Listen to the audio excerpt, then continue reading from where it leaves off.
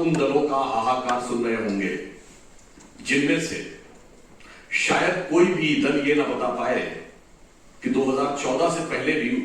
उनके खिलाफ कोई भ्रष्टाचार का केस नहीं था।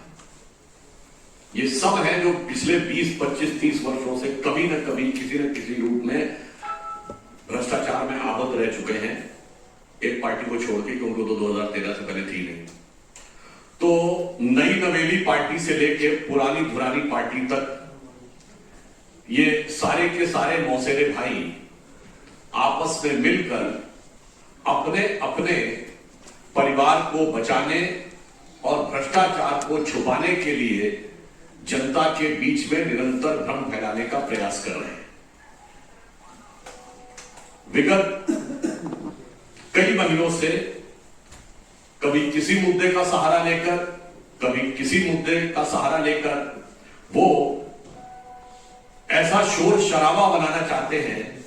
जिसमें सच को या तो दबाया जा सके या झुठलाया जा सके। परंतु जो भिन्न भिन्न स्तरों पर जांच की प्रक्रियाएं आगे बढ़ रही हैं और भिन्न भिन्न जगहों पर मीडिया के माध्यम से पब्लिक डोमेन में जानकारियां आ रही हैं, तो उसके साथ उन लोगों के ये सारे दावे खोखले साबित होते जा रहे हैं और भ्रष्टाचार का कठोर यथार्थ जनता के सामने आ रहा है। इसी शोर शराबे में कई बार दिल्ली को शराब में डुबो देने वाले लोग बच के निकलने का प्रयास कर रहे हैं, मगर हम विषय को डाइवर्ट नहीं होने देना चाहते, इसलिए हम उस विषय के ऊपर पुनः जनता का ध्यान आकृष्ट करना चाहते हैं, यानी उसका फोकस बना के रखना चाहते हैं। अब पिछले 1-2 दिन में जो जानकारियां आई हैं,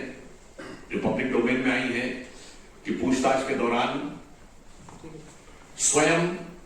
दिल्ली सरकार के पदों पर बैठे हुए लोग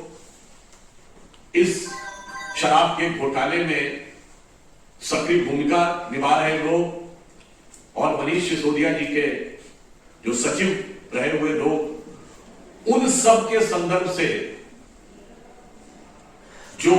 तथ्य सामने आए हैं वो उन चीजों को अब पुख्ता कर रहे हैं जिसे वो लोग सिर्फ आरोप सिद्ध करने का प्रयास कर रहे थे। उदाहरण के लिए कि जो टेक्निकल कमेटी थी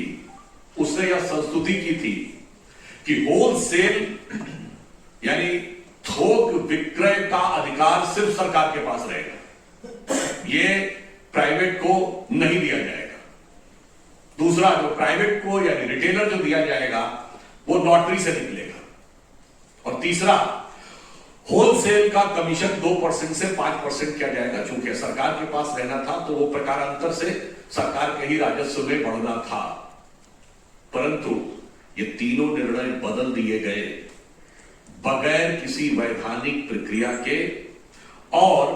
अब यह समाचार आए हैं कि जब 2021 में मार्च के महीने के मध्य में यह निर्णय बदले गए तो यह निर्णय श्री अरविंद केजरीवाल जी के घर पर हुआ और उसमें दिल्ली सरकार के पूर्व मंत्री सत्येंद्र जैन जी भी उपस्थित थे। यानी अब जिसे वो आरोप कह रहे थे, न सिर्फ वो तथ्यों के साथ पुख्ता होता नजर आ रहा है, बल्कि साथ ही यह भी आ रहा है कि ये सारी की सारी जानकारी मुख्यमंत्री, दिल्ली के मुख्यमंत्री श्री अरविंद केजरीवाल जी की संज्ञान में ही नहीं थी, बल्कि उन्हीं के स्थान पर यह हो रहा था। तो अब किसी भी प्रकार के बचाव का स्कोप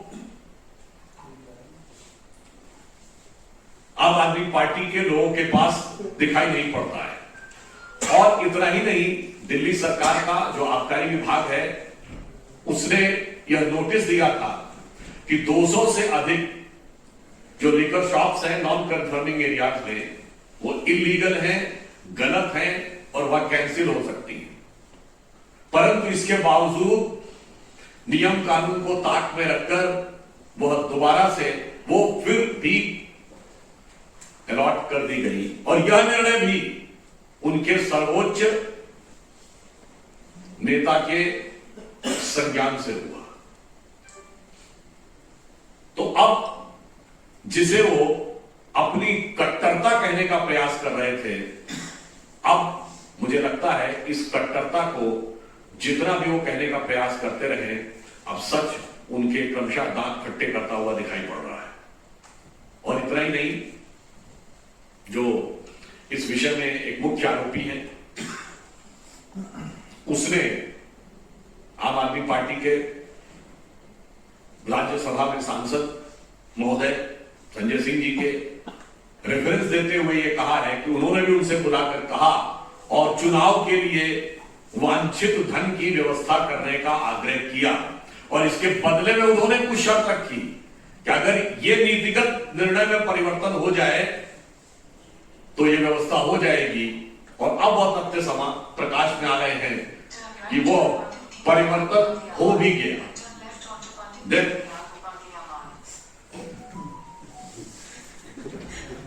यानी जो नीतिगत परिवर्तन की अपेक्षा थी वो हो भी गया। तो ये पुनः दिखाई पड़ रहा है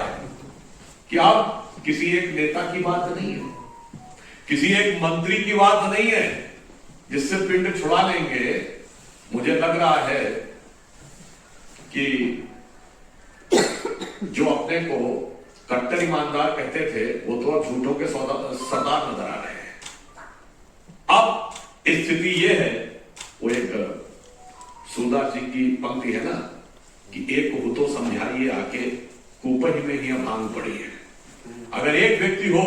तो उसे होली का सीजन तो निकल चुका है, पर ऐसा प्रतीत होता है कि आम आदमी पार्टी उस कुएं का पानी पी रही है जिसपे पूरे कुएं में भांग पड़ी हुई है। तो इसलिए इन्होंने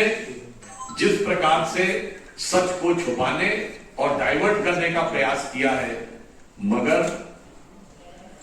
हकीकत में जो तथ्य सामने आ रहे हैं उससे इनका असली चेहरा उजागर होता चला जा रहा है और मुखौटा उतरता चला जा रहा है। और मुझे ऐसा लगता है कि 10 वर्ष के इतने कम अंतराल में पूरे भारत की राजनीति में किसी भी राजनीतिक दल के चाल, चिंतन, चेहरे, चरित्र में इतना बड़ा बदलाव नहीं आया होगा या इतना बड़ा अधःपतन नहीं दिखाई पड़ा होगा